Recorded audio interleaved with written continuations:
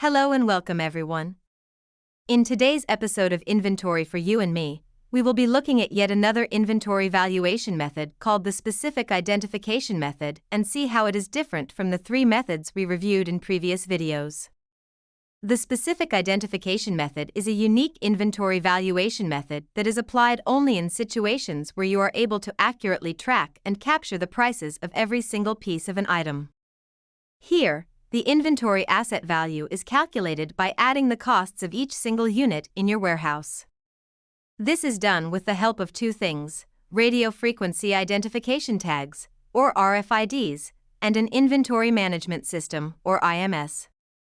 The idea is to link the individual price or landed cost of each unit to a unique RFID tag and add them all up to arrive at the total inventory asset value of any given item.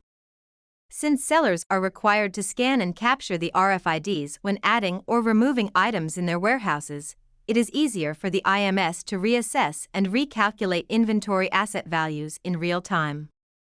This is applied in cases where the items sold are generally large, wherein each unit can have different features or add-ons resulting in different prices for each unit.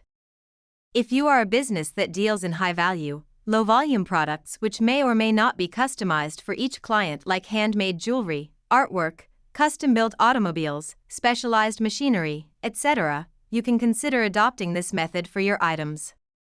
That concludes our discussion on the specific identification method. We hope this was useful to you, and we look forward to seeing you again for another video. Cheers!